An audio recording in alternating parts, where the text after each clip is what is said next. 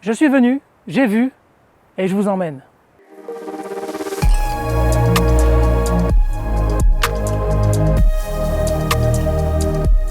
Aujourd'hui, nous avons décidé de vous embarquer au pied des Alpes, dans un village bien atypique, Saint-Dalmas-le-Sauvage. Ce village de montagne authentique, vieux d'une centaine d'années, est le village le plus haut des Alpes-Maritimes. Il tient son nom de Saint-Dalmas, né dans une famille païenne en Italie, puis converti au christianisme, et du latin « silva » qui signifie « la forêt ».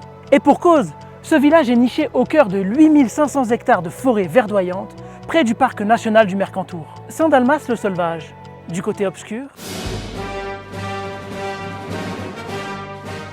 Mais avant, survolons un peu son histoire. C'est l'empereur Auguste qui achève la conquête et la pacification des Alpes-Maritimes et qui soumet totalement les Ligures à l'Empire romain. Comme en témoigne d'ailleurs le trophée d'Auguste que vous pourrez retrouver à la Turbie. Un peu plus loin, beaucoup plus loin. C'est un peu plus tard, au XIIIe siècle, que les Templiers, installés un petit peu plus bas, à Saint-Étienne-de-Tinée, ont envie d'accroître leur propriété et leur influence dans la vallée. Les Templiers sollicitent le comte Balbo et obtiennent une partie de ses terres. Ouais, en gros, le comte Balbo, il s'est fait racketter, quoi. Balbo, on dirait un nom de Barbapapa, Balbo. Balbatruc, Barbotok. Rocky Balbo, hey, joli. Ensuite, ils recrutent quelques pauvres familles de cultivateurs, de bergers, pour cultiver ces terres et construisent un hameau en l'appelant Dalmas, en mémoire de leur maison centrale. Ainsi naît Saint-Dalmas-le-Sauvage. Pendant les guerres de religion, en 1594, les troupes huguenotes se font chasser par le célèbre comte de Beuil, Hannibal Grimaldi.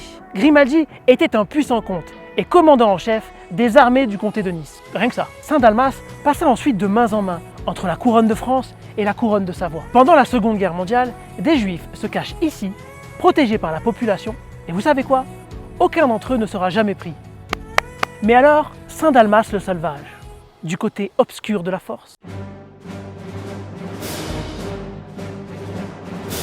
Eh bien oui, car pendant l'hiver, ce village est privé de soleil pendant 20 jours. Le soleil est masqué par les monts et la crête du Content. Alors choisissez bien vos jours.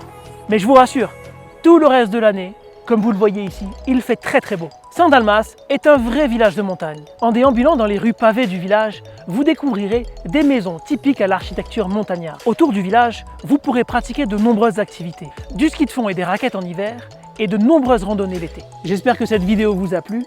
On se retrouve dans le prochain épisode, ici, à Saint-Martin-Vésubie, où on partira à la rencontre d'un village qui a été ravagé par une terrible tempête.